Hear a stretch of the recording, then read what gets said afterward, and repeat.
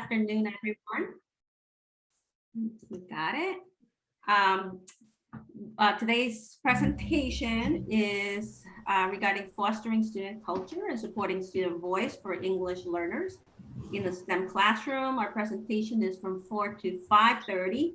And so we thank you. We really thank you for being here. We understand it's a busy day, close to the holidays. And so we appreciate your time for being here. In terms of the workshop rules of engagement, this workshop is going to be recorded. We're going to use the chat to sort of communicate with one another. So please make sure you keep it open. Please mute your microphone while not speaking, and that will minimize some of the background noise. We will use breakout rooms today. And so if you would like to change your name to what you would like to be called, that will be fantastic. Any questions concerning the any aspect of the workshop or technology, please make sure that you directly reach out to Rini Avery. She will be working some of those aspects for us today.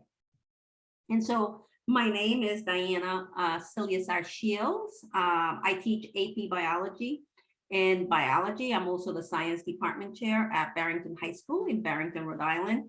I've been teaching for now 24 years at the same school. And so I've been teaching at Barrington High School from the beginning of my career. I love it there. And I always say that I will never leave Barrington for another teaching job, because it's the kids there are my kids, and I really have grown and developed in my career at this school. And my name is Laura Donegan. I am also a biology teacher at Barrington High School. So I teach AP Biology and 9th grade biology along with Diana.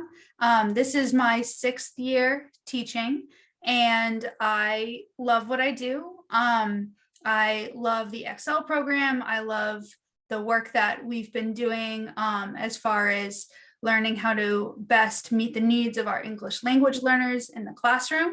And although Barrington does not have a large population of English language learners, I do think that what I've learned has been applicable to all of my students and all of my classes. Hi, I'm Amy Nicodemus. Barrington is actually the 3rd school I've taught at. One doesn't kind of count. I was only there for a few months, but I taught middle school for 4 years, and I've been at Barrington High School teaching chemistry for the past 15 years. I've also had the luck of picking up some forensics classes too, which is lots of fun, because then I have a degree in biology as well. So I get to incorporate some biology in with the chemistry, which is nice. I agree with Laura and Diana. We definitely don't have a large ELL population, but we do. I feel like the numbers have gone up. I teach a lot of special ed students in my general chemistry classes, and a lot of the strategies also apply to them because they have a lot of executive functioning issues and some processing issues. So what we do with ELL, we can also apply to our struggling learners as well. So. Right, and my name is Jessica Mazo. I am a special education life skills teacher at Barrington High School. This is only my 2nd year at Barrington High School, but I've been teaching for 13 years. I've come from Providence and Pawtucket prior to Barrington. I also worked in an Islamic school for 2 years, so I've been working with EL students a lot throughout my 13 years of teaching. So it's lots of great skills to be learned, and it can apply, like we said, to all students that you're teaching. So it's pretty great to learn all about the EL students. So we want to know a little bit about you. And this is Amy. So we're going to ask you to put into the chat what your content area is and how many years you have been in the classroom. If you can share with us. Oh, Diana, can you put the questions up on the screen, please? There we go. Thank you.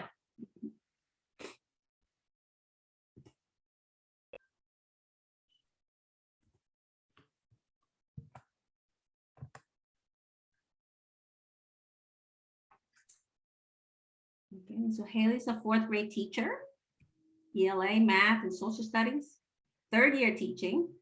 Beth, special education, K through 5, 15 years. Jessica Liams as well. Haley, fourth grade teacher. That's great. Tracy, K through 5. Lee, do you want a copy of my notes? This is on that. Laura is a behavioral specialist, 35 years plus in general education. Great. All right, and so we go ahead, Amy or Jessica, sorry. All right, so we're going to do some breakout rooms for a few minutes where you're going to have 4 images to choose from, and you can pick which image you see out of the 4 that you feel like relates to how you're feeling today or how you are today at this time. And then you can introduce yourself to your group and tell each other which image you picked and why you picked it. And these are the 4 images that you can pick from. Breakout rooms. And I'm just going to do 3. Does that work? Yeah.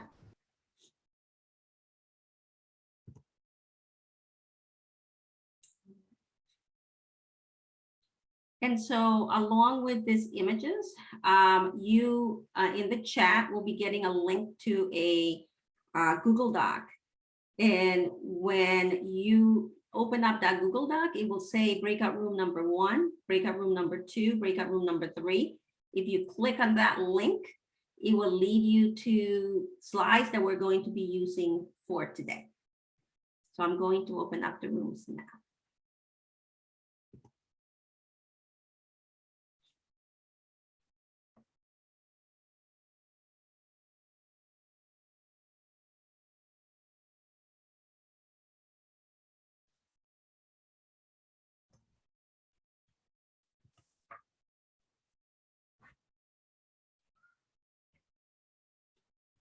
Should I join? We can join. Also, if we can put the link In the chat. In the chat. I can do that.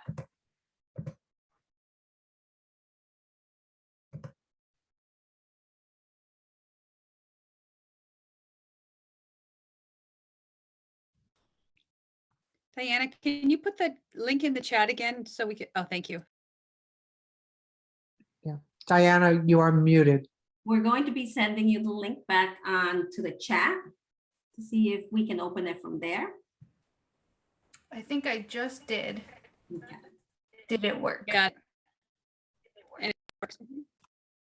All right, awesome. All right. So, Jessica.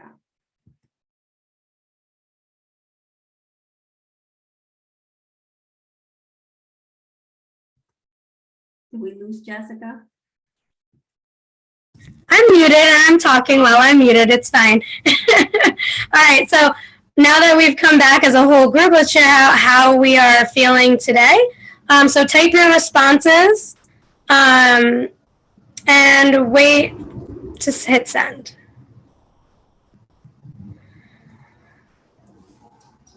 So hit send. Oops, yep.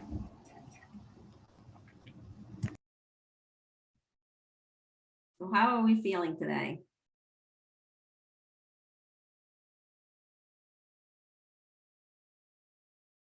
D, tired, yoga, ready for vacation, excited for break. So am I. So am I. Trying to find that break. Yes, needing a break. I think that is the sentiment of today, for sure. All right, so I think that leads us into the goals for what we're going to be presenting on today and how our presentation is going to flow. So we're going to be talking about how we have supported student voice for English learners. So we broke it down into 3 goals. So 1, we're going to provide examples of how we have fostered positive cultures in our multicultural classrooms. 2, we're going to provide examples of how we've supported student voice in the classroom.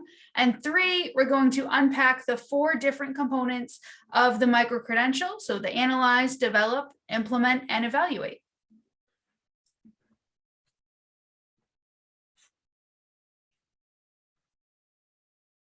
So Amy. Sorry, I did the mute thing too. So this is in the back of my classroom. So every year I realize I have students that have more and more different backgrounds, which is really nice. And I get to learn through the years, like where they're from or where their family's from. And this year I wanted to try to incorporate more of the cultures into my classroom in general, especially after last year, so we could all kind of get to know each other better. And so I was working on a Black American STEM periodic table, because this is one of the big things in chemistry is the periodic table. And I'm putting it together going, I should really do this with my kids and their backgrounds. The kids love the idea. So together we came up with like, what questions we should ask. We kept it very casual. So there was no like high pressure or anything. And they wanted to know what languages they spoke in the different countries they were from, or their background was from. They didn't have to be born there, and then their favorite foods and their favorite celebrations, and then like anything important. And the kids were so honest in like sharing, and this has become like the highlight in the back of my classroom. They just love it. So we made the graphic organizer. And then they were given a general template to make the slide. So this is Elliot. And they were allowed to put any picture of themselves that they wanted on there. So some of them chose to pick pictures, whether they're in the country or from when they were younger, if they were wearing something. But Elliot is part French. So he shared that the language that was spoken there, and then the important holidays that they had, and then some of his favorite traditions, which I thought was funny, was arriving late to everything, which he would appreciate. He loves the food there, the creme brulee and the croissants and the crepes. But then he put in some other background information that he chose to put in, that, there's different facets to the culture and what he likes about it. And so some of them put flags and then some of them did not. And then my next one is a girl that is from South Korea. She has an interesting background. Laura also was able to teach her last year as well. But she was born in Korea, came to the United States for a few years, went back to Korea for about 12 years, and then came back 2 years ago. So her English is pretty strong.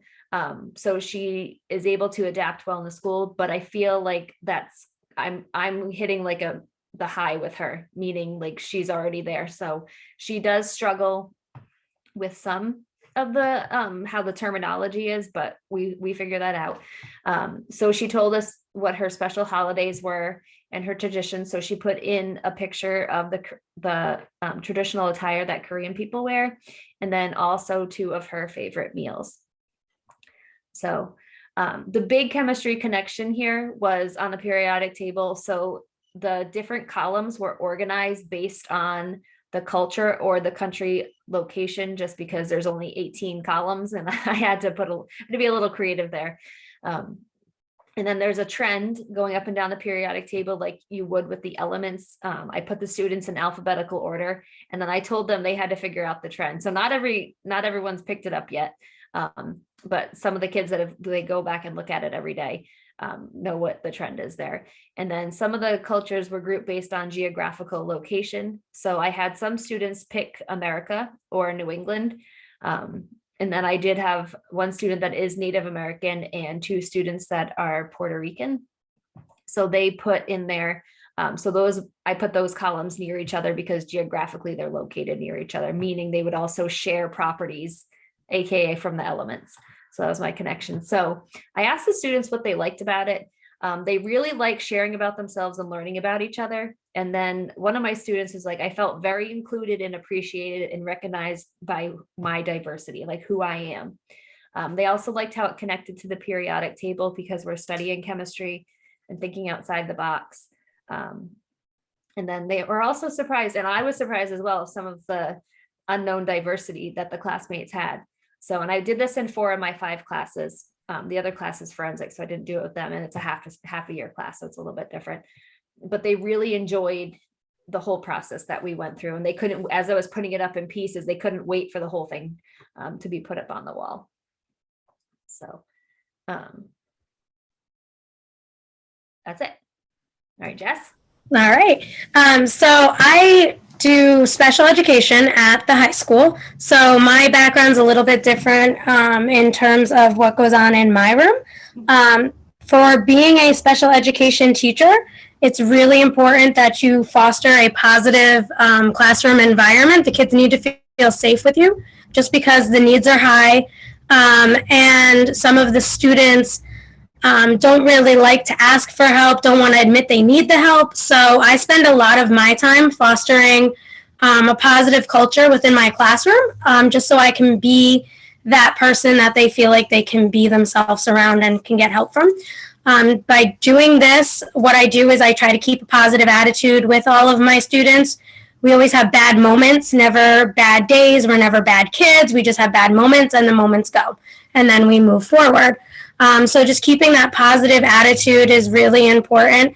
Helping those that have fallen off track get back on track, where you give them the gentle reminders in positive ways.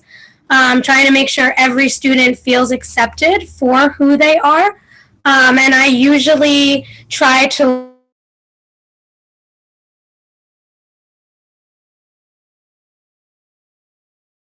Lost Jessica.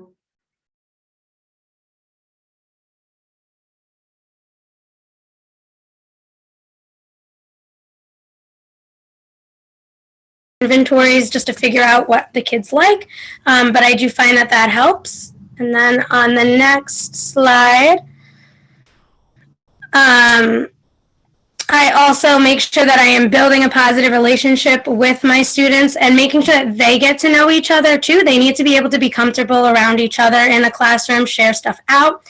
We always set flexible goals. The students get to set those so that they feel like they're in control of themselves, and they do student progress monitorings where they are in charge of checking in to see if they met their goals.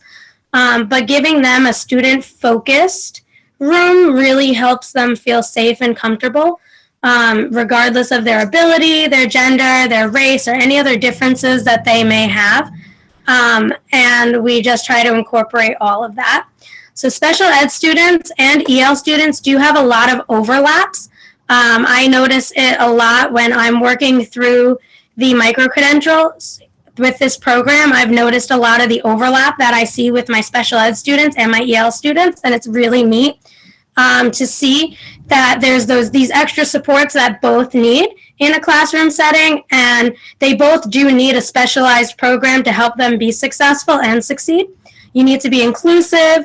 It's really important for both EL students and special ed students that they feel like they belong, and just making sure that your positive classroom culture is really accepting of who they are as people. So it's just really important to get to know them and make them feel comfortable in your classroom. So how I do it in my room, I incorporate a lot of books. So this is my bookshelf. We have a ton of different books in my room. I have books that are like English and Spanish, so that when they're reading in their home language, they can also see the English language underneath it. We have a lot of picture books that go with the English language, all different levels. So I find that really helps, and they're allowed to pick books off the shelf whenever they feel like it and look at it. And we try to just get books that relate to the students. And I also incorporate language objectives into my lesson plans and my I can statements. We go over those every day with the kids. So one of the things that I do in my class, we can go to the next slide. One of the things that I do in my class with the students is we make maps or making an action plan. And this kind of helps me build a relationship with the students and incorporate their interests, and it helps me learn all about them. So these are some examples, the pictures on the sides of like kind of what the maps look like. And it's a map of the kids' action plan while they're at high school with me.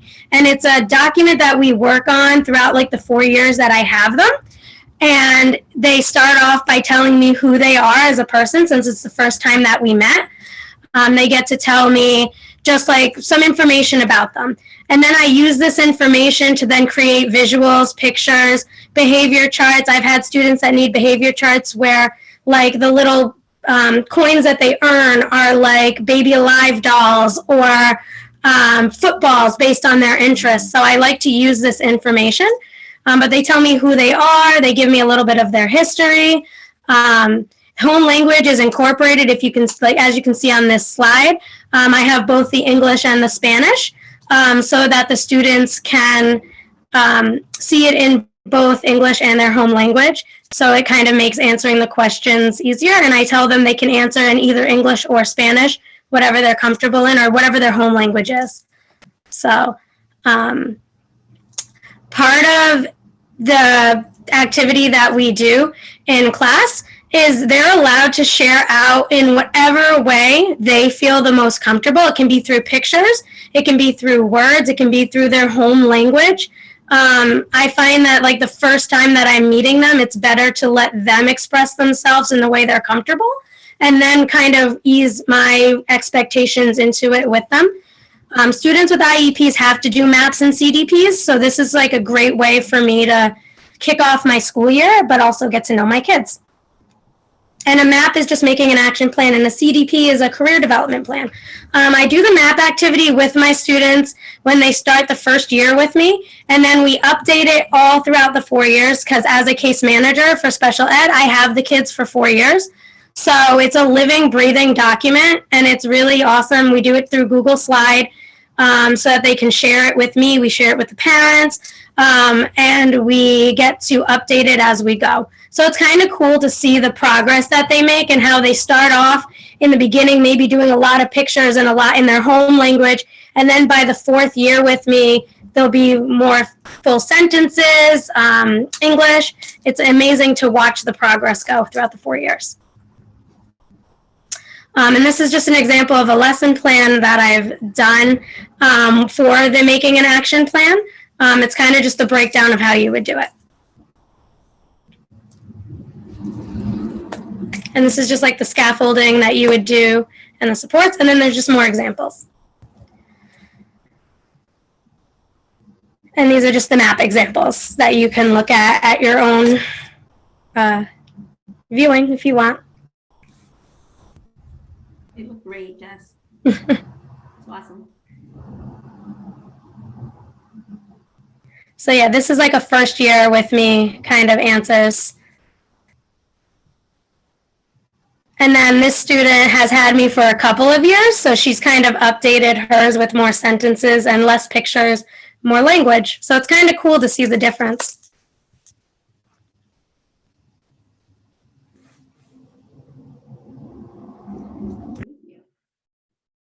All right, and so this is actually one an assignment that I do with my students at the end of the, excuse me, at the end of the school year.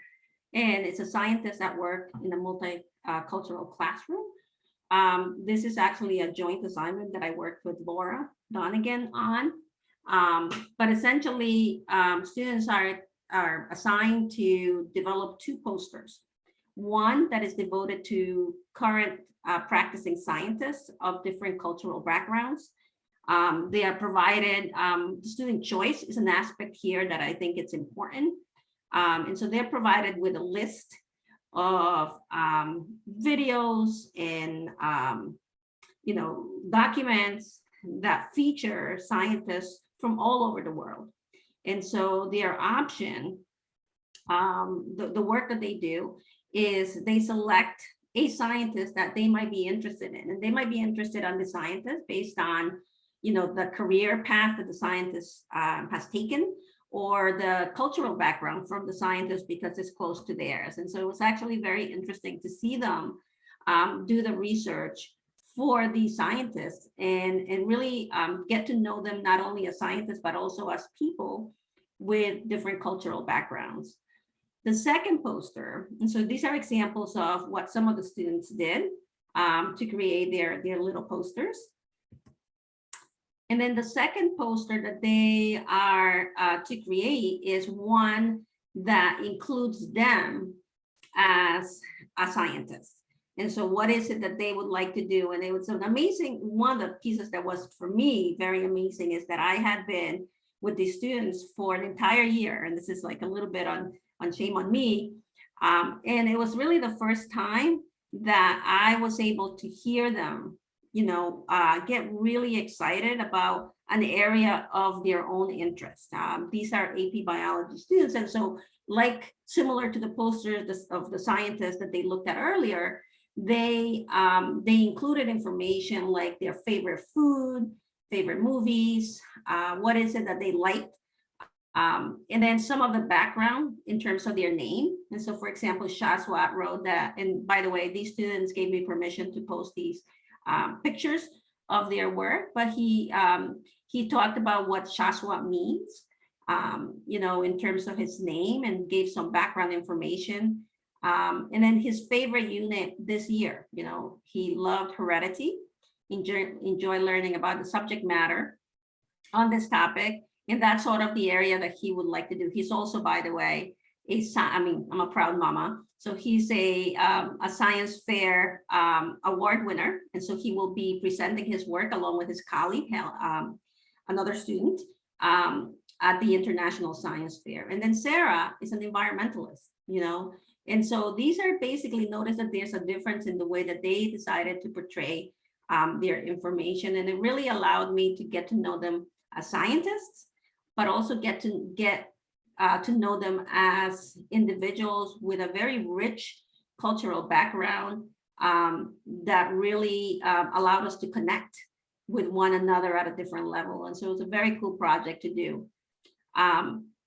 So the theme here for us is that in order to help students to get to the next level, right, is really we need to get to know our students, and they need to be able to have a connection with us. And so the theme here was the connection that we all as teachers work really hard to develop with our students in order to support their student voice, which is one of the micro-credentials that we worked on, and some of us are still working on for the Excel micro-credentials.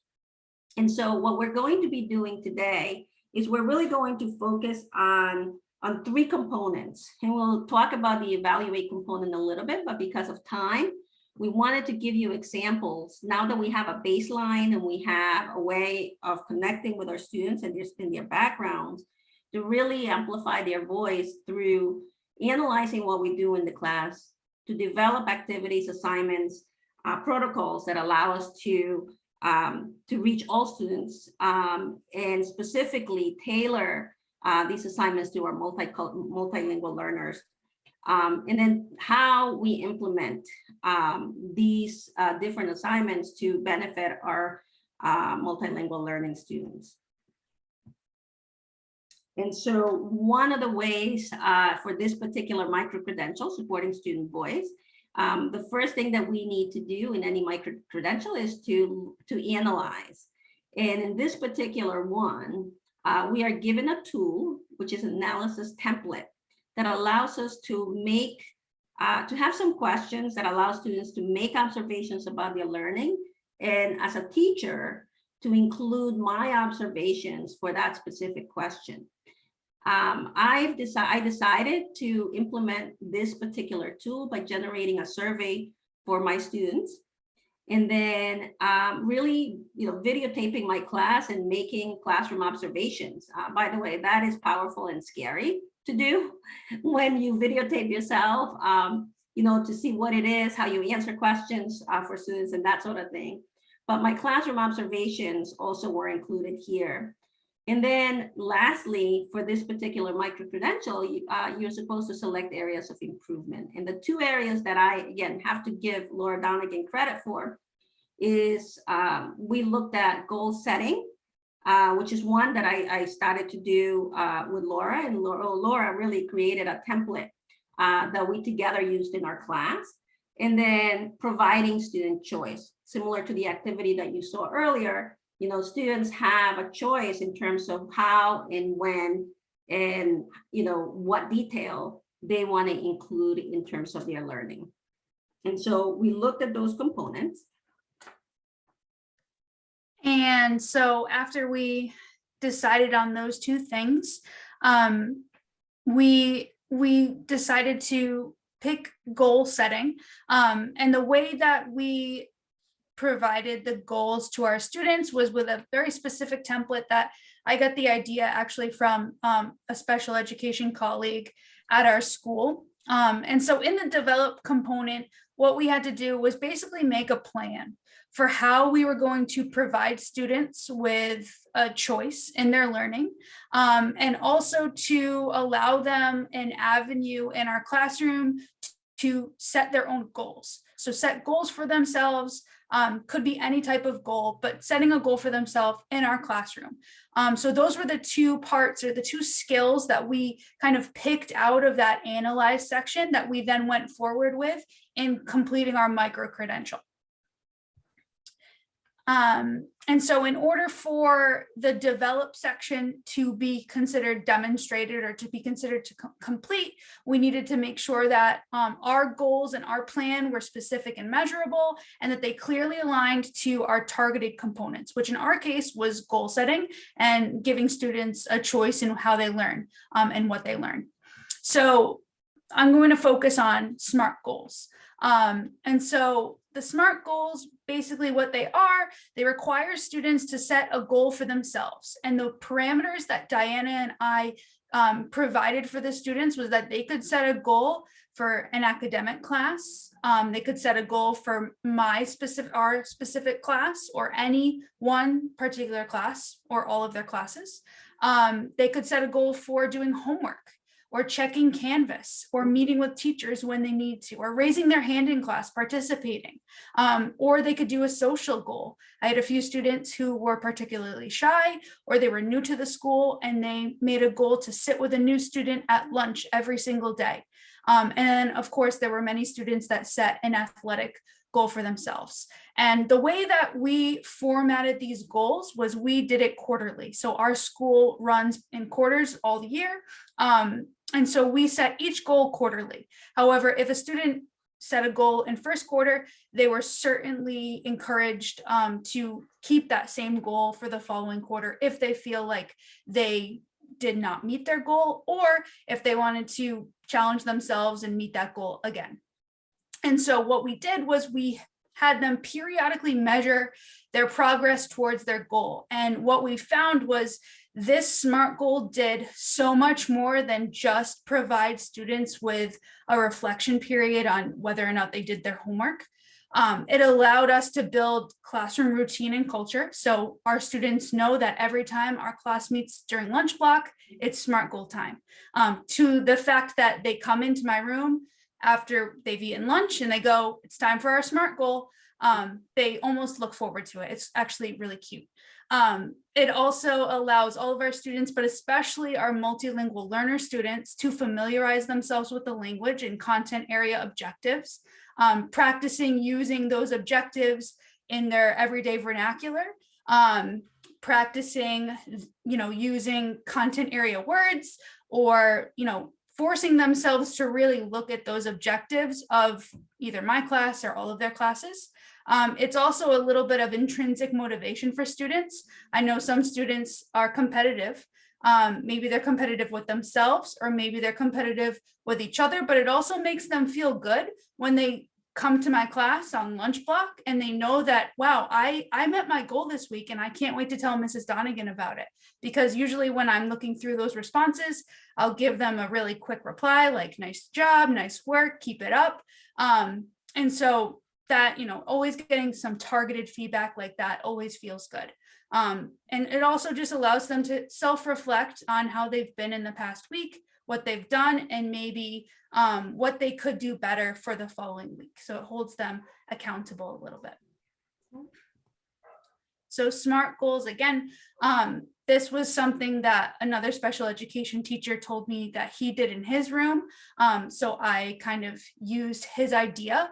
But SMART goals, so SMART is a mnemonic, so specific, measurable, achievable, realistic, and time-bound. And for the students, we gave them a graphic organizer template with each of these 5 parts in a different box to allow them to organize and really digest what goal they wanted to set. So specific was always, okay, it's who is it? It's going to be you, but what is your goal? What do you want to do? Measurable.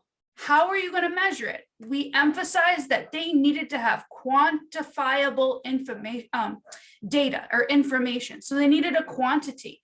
Is your goal something that you can actually measure each week? This one took a lot of practice, and now in 4th quarter, we're finally really starting to get more of a hang of it. But at the beginning, this one was really tough for the students. Finding something that they can actually measure or how to measure it.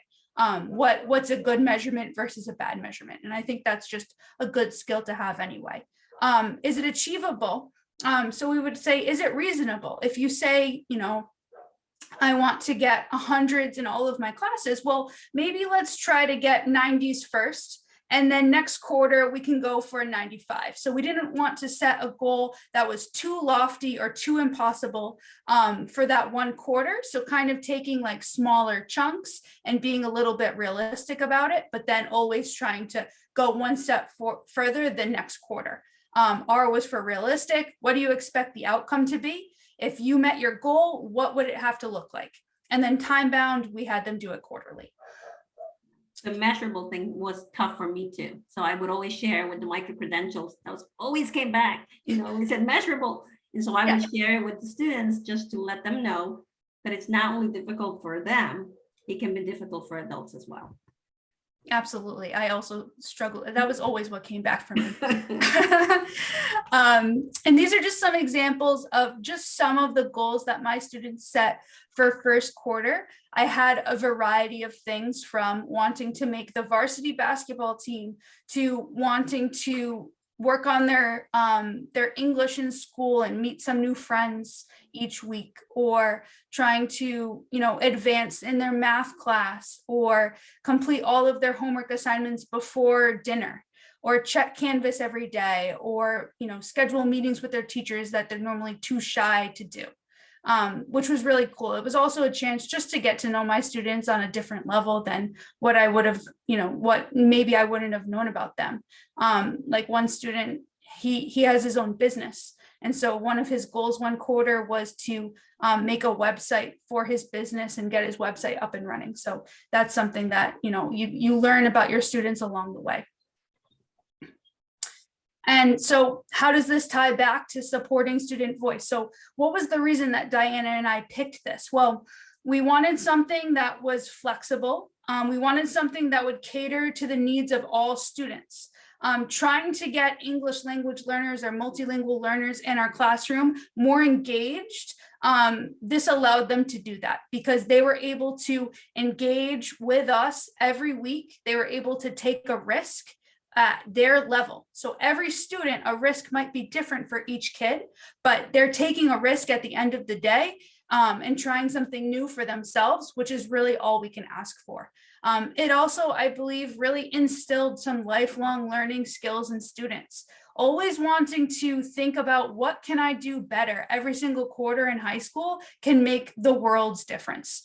So maybe I'm the only teacher in high school, or Diana is the only teacher in high school that has asked them to do a SMART goal in the 9th grade. Well, maybe they'll go into the 10th grade next year and just set their own goals on their own, or, you know, you never know. So it really is a way for kids to, you know, be more reflective in their practice and improve on any skill that they want to improve on. And it also, sorry, one last thing. I think it really kind of opened up the lines of communication between me and my students in a new way. It built in one-on-one check-in time. So whenever we do our weekly check-ins, not only do I look at their goal and then give them feedback, but also I can individually during that time when we're reflecting, check in one-on-one with a student just to see how they're doing, which is really cool. All right, so at this time, what we would like to do is we're going to go back into our breakout rooms, and in our groups, we would like you to think about what you might want to do for areas of improvement identified and developed. For this micro credential, what might be something that you could see yourself implementing in your classroom that would work for supporting student voice? So we're going to give you about 10 minutes to think about this, chew this over with your group. You can use the slide deck that we share with you at the beginning to jot some of your notes down so that you have them, you can, have that conversation and have it for your group. Can you repost the slide deck link? Yes, I will do that right now.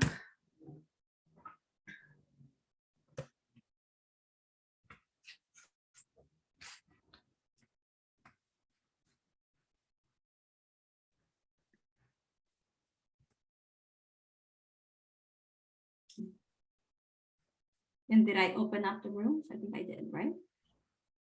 Yes, should I join my room? We can join and chat. Okay, Is everybody in the room? I think so. Okay, I can't see. Really, how are we?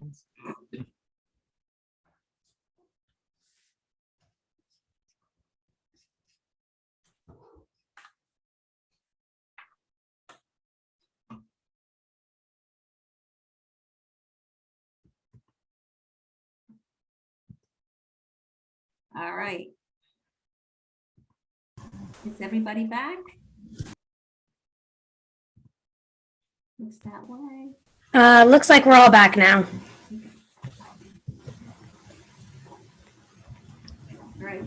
So Jessica, just for one group, share out. Me, Jessica? Jessica Mazo. Yeah.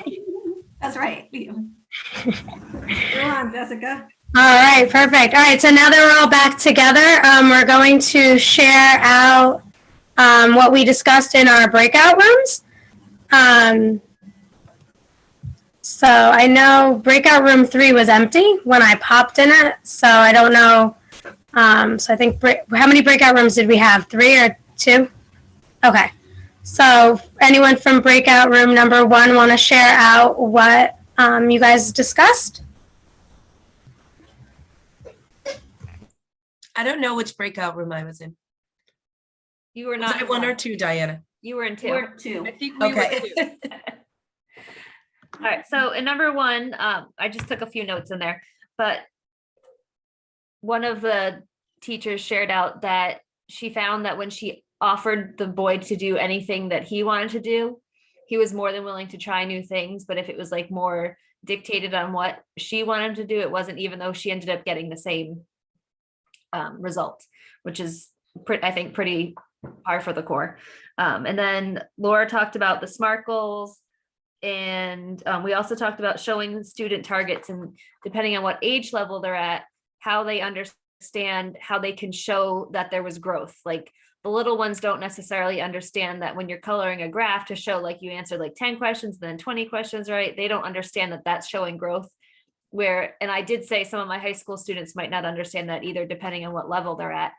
But that's one way to give the kids a visual of like, hey, you're getting stronger at this, that you're, obtaining this skill, and, that could prove that your SMART goal was achieved.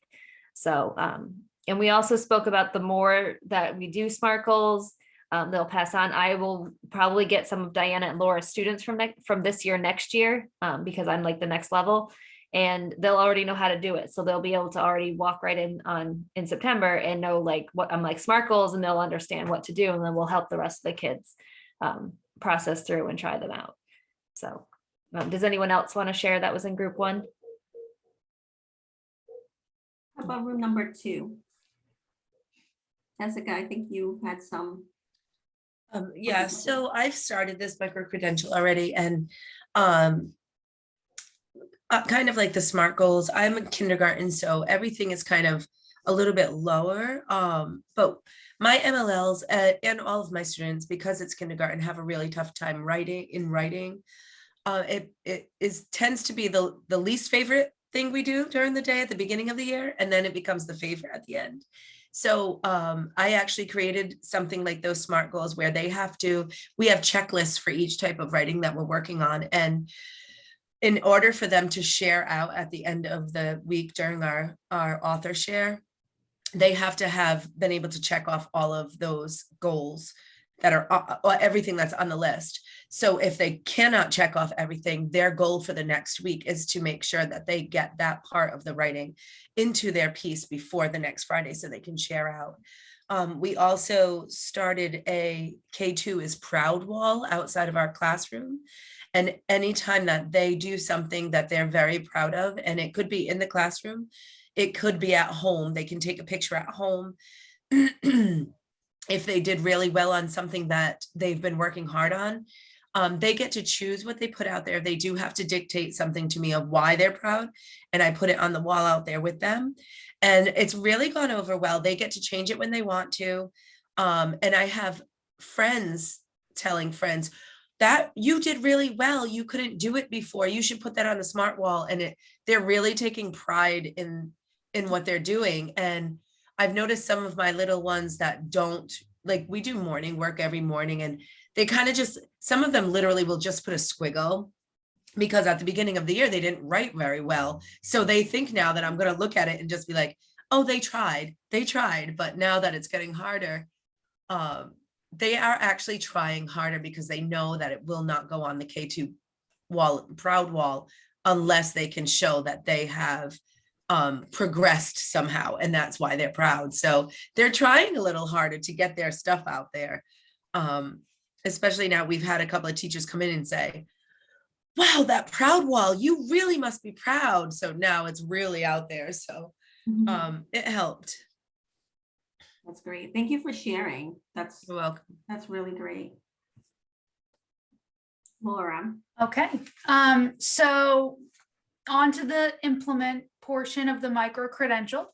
So in the implement portion, this is the part where you, from your plan and develop, you upload 5 to 7 artifacts. And for this particular one, they did want to include at least one very short video and at least one student artifact. So in the implement, the way that Diana and I both kind of organized it. So this is a snippet of Diana's implement section. We included an example of a student response of how they set their SMART goal, as well as the check-ins that we did every lunch block. So after they set their SMART goal, we also included what were the check-in prompts. It usually was something like, are you making progress? Yes or no? What is your data to support that? And what can you do to make sure that you're staying on track for next week? So something along those lines. And then this is a snippet from part of my implement part where I included, again, the midpoint assessments. And at the very end of the first quarter, we gave them a reflection form where they reflected on what they did, their growth for the entire quarter, to monitor their progress, whether or not they met their goal. And obviously, emphasizing that if you didn't meet your goal, that doesn't mean that you didn't succeed, because they definitely still, even though they didn't maybe meet the metric that they had set forth at the beginning, they all definitely made some sort of progress. And then asking them as well, whether or not they found the SMART goals to be helpful for them. And they took it very seriously. That number 6, they were sometimes they were tougher on themselves than I would have been as a teacher. So it was great. Yeah, which is good. Yeah. So next we're going to do another short breakout room session. So as far as implement, thinking about what we had talked about previously in develop, thinking about those things, what you might want to do or what have you already done, how would you maybe organize how you have improved this goal or this component in your classroom in the implement section, knowing that you need 5 to 7 artifacts. What would be some things that you would want to include in this implement section? All right, so I'm gonna open the rooms. Jessica, you're all by yourself, but you can join any other room. Great. And so I feel it's Amy's on. It mutes me every time I come out of a breakout room. Yeah, no. So we're gonna do another whole group check-in. Okay. I was in group 1. It's group 2 or group 3. Does anyone want to share? Then we'll go back to group 1. We have 2 groups. Okay. Jessica, do you want to do two? Sure. So I was just saying that some of the artifacts that I used were some of my checklists, of course, for writing. And then I did film a teacher student writing conference. I just call random students up, no matter where they are in their writing, and we kind of go over the checklist. We see where they are, where they need help. So I videoed that. I also videoed my students. So part of our curriculum is learning about animals. It's animals and habitats. And in the curriculum, it's written that they have to write a book about a certain animal. So we discussed it, and it didn't matter this year what animal they used. So that was one of our student choice opportunities where we all did a classroom book on the animal from the curriculum. And then they all got to choose an animal from something they like, depending on their background. So if they, I do have a little girl whose family's from Africa. She chose an animal that is seen where she is from. And so that brought in the culture. So I did use a video also of them reading their books to show that once they're giving the choice of what they're learning about, they get way more into what they're writing about. So that was an artifact. My cat keeps whining to me to feed her, but what else did we use as artifacts? With the MLL teacher, we have an MLL teacher who comes in twice a week and co-teaches. She helped me create a Spanish alphabet chart. So when they're trying to hear what sounds they need to write down, they could actually find the animal that correlates to it in Spanish. So if they're looking for like, I use bear is oso. So it's easier for them to look for a bear and make the connection that O says O because they're looking at an oso. So those are just a few things that I put in for artifacts. All right, sorry, my neighbor was calling. All right, thank you, Jessica, for sharing that. I like the fact that the 2 languages, putting the 2 alphabets next to each other. So I'm sure that helps, especially with the little ones there that you have in kindergarten. So Beth, would you like to share some of your ideas from our group 1?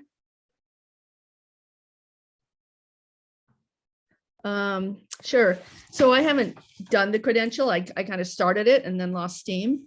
But this has given me some ideas. So I did a Jamboard with a group of 2nd graders of a survey, and they were very limited in their responses. I had to do some leading questions, when I was asking them what they like at school or what could be different at school. And, and then I finally started asking questions, do you like the food? Do you like your uniforms? Or, things like that.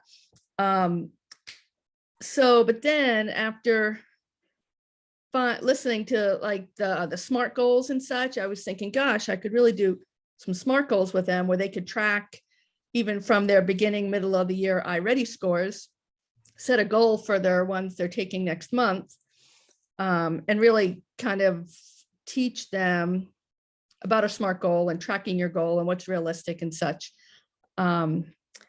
And kind of have them go through that whole process and then do a Jamboard again, asking those questions and see if there's more meat to their responses.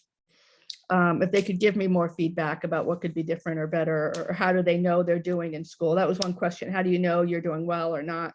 And, there was really nothing no responses. So hopefully after working on SMART goals, they could come up with something. I don't know if it's appropriate to help or give ideas, is it? at this Mhm. time? It is, okay. I'll So take Beth, it. I don't know if you've heard of Flipgrid. Oh, Yeah, I've yeah. heard of it. Yeah. Okay, it's not too difficult to run and you can have the free version. You could do a SMART goal on just how they answer your questions. Make them do a Flipgrid without any prepping and then ask the same questions and have them answered again. So what's your favorite thing in school? And if they say science, right? That's great. That's great evidence. And then we practice how you answer and what it looks like in English. And then, you know, maybe 5 times or 3 times into your Flipgrid, into the third Flipgrid, you ask the same question again and the child says, my favorite class in school is science. Well, now that's an excellent answer in English. It was restating the question. It was, plus it Mhm. helps them on the access test because that's where they fail is the verbal Mm. writing on the test because they don't know when the question, when the computer beeps, you start talking and we lose so many minutes. So it actually gives them practical practice too, which is another thing you could reflect on. Right. Thanks for that idea. Great. So just that idea. Yeah, no, thank you. Yeah, the kids like Flipgrid too. Yeah. So, all right, would anyone else like to share anything? Okay, we're gonna move on to the individual reflection. Okay, so we're gonna give you 3 minutes to do this. It's gonna be a silent reflection. And you can think about your courses, what context you need to teach in. I know we have some different groups that people are part of. You might teach one in a classroom or might not teach in a classroom. So try to think of something that you can use now or something that you could modify for whatever population that you teach, whether it's special ed or multi-language learners, anything. And then one resource that you would still need. So I'm going to give you 3 minutes here.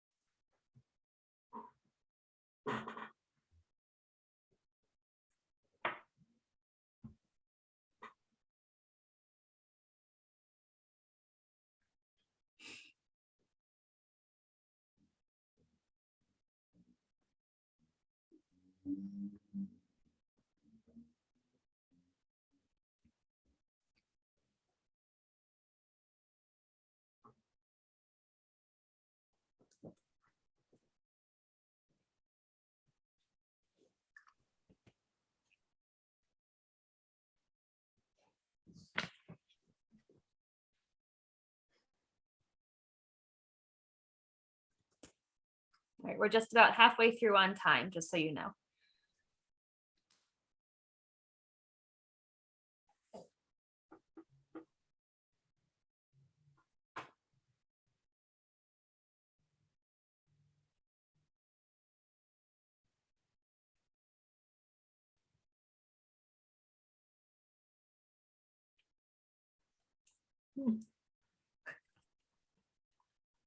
Sitting next to me crying, so.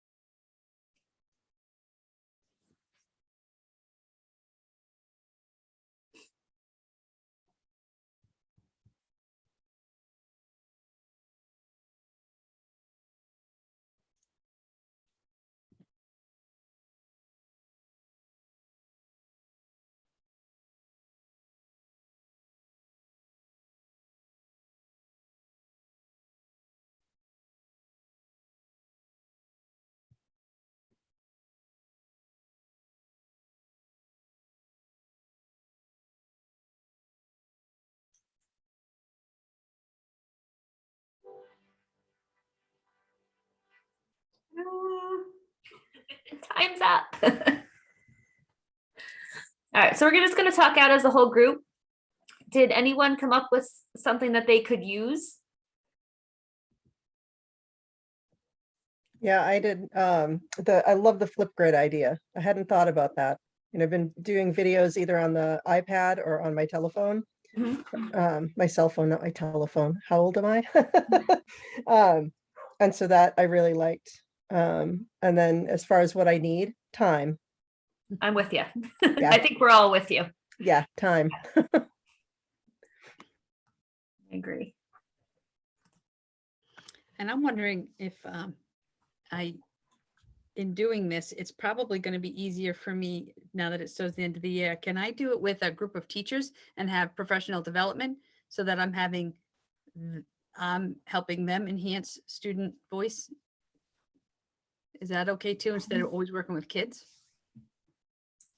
I think one of the powerful things about the micro-credential component is that collaboration among teachers. Laura and I, for example, teaching ninth grade biology and AP biology this year together, it's been extremely helpful, to get new ideas and sort of work together and, share the I wonders and tweak things so that it can work for our classes. So I think that is very powerful because you're now helping. I always say this, when you do it with your class, you're helping your students. When you're working on something like this with other teachers, now it's your classroom, their classroom, and it just expands and opens up. So totally, I think it's powerful to do that and really practicing all of these fresh ideas, for our multilingual learners. Okay, thanks. Yeah. Beth, we're gonna have to come up with some time where we can all get together and do that. We have so much going on at our school right now. It's so hard for you to do anything outside of what we're doing in school. So crazy. Oh, yeah. And I will say, I'm like the old teacher and Laura's the new teacher. So it's nice to be able to collaborate in passing sometimes.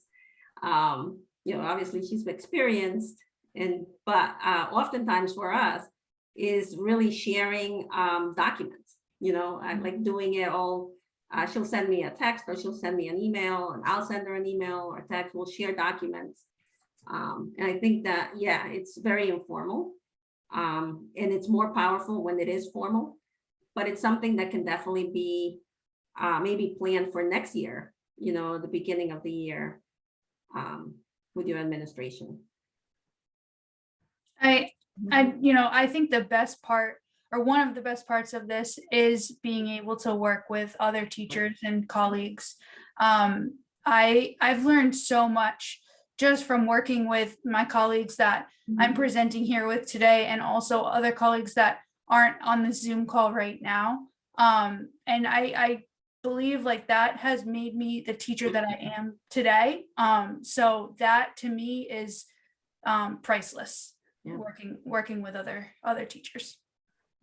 I have to agree. I've been on both ends of like collaboration and non-collaboration, and collaboration hands down is way better.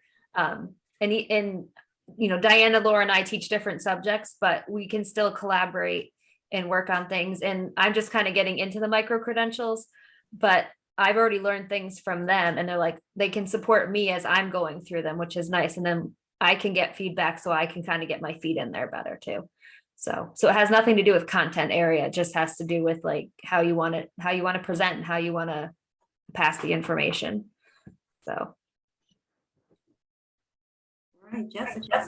All right, and so we want to thank you guys all for joining us and being here and sharing out your thoughts and ideas. It's really great when you can connect with each other like we just were saying too. It's really great being able to just touch base with other adults who are going through the program, asking questions, sharing out thoughts and ideas. So we really do thank you all for being here. If you do need to contact any of us, we are providing our contact information here for you guys, and you can reach out and ask us any questions or even just touch base on what you're doing, get some new ideas. Feel free to reach out to any of us. Where will where will the link be for this slideshow? In the document that you received earlier with the breakout rooms, the Google Slides. Oh, are okay. at the top. All right. I just put the slides in the chat as well. Laura's our techie. Yeah, I know, right? She keeps us on a quick pace. Right, she's real quick with it. So. It's my skill. Yeah. Just one of them. Yes. All right. Well, thank you so much, everybody. Yeah, thank you. This was fun. Bye. Thanks, Have a everyone. great break. Everybody. Yes, enjoy your break. Thank Yeah, you so much. You all did wonderful. thank you. Bye-bye.